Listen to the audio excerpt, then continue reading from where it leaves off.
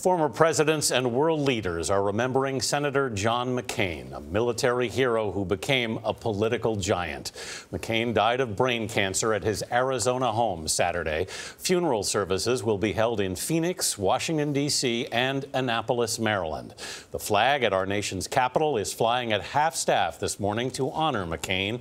His wife, Cindy, wrote on Twitter that her heart is broken and that her husband, quote, passed the way he lived, on his own terms.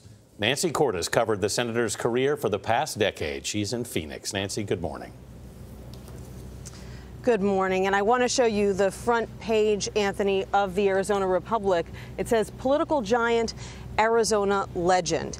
That legend will be lying in state here at the Arizona State Capitol building and at the U.S. Capitol in Washington, D.C. this week, part of a hero's send-off for a man who served this state for 36 years and served his country in war.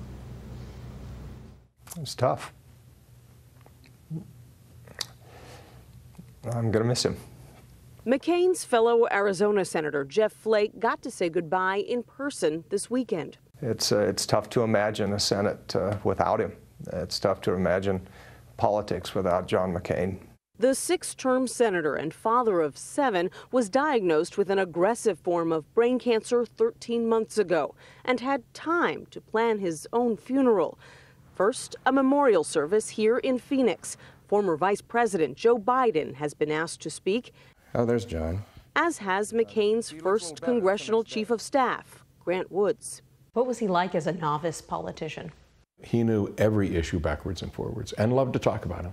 The reason he won is because he knocked on everybody's door in that district multiple times. Former President Barack Obama said he and McCain shared a fidelity to something higher.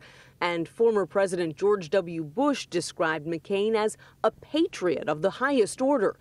Both men have been invited to eulogize McCain on Saturday in Washington. Any comment on John McCain, sir? President Trump expressed deepest sympathies for McCain's family this weekend, but did not pay tribute to the senator. The two men often clashed. He's a war hero because he was captured. I like people that weren't captured, okay? The funny part of it is, didn't bother John McCain at all.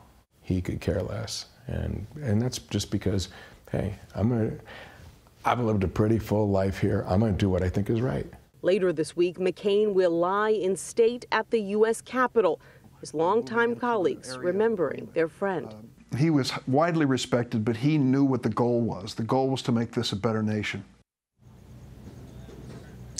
Arizona Governor Doug Ducey says that out of respect for the McCain family, he will not be naming a successor to John McCain in the U.S. Senate until after McCain is laid to rest next weekend. And he has chosen to be buried, Gayle, at his beloved U.S. Naval Academy, where he will find his final resting place near the grave of a longtime friend. So appropriate, such a class act. Thank you, Nancy, so much.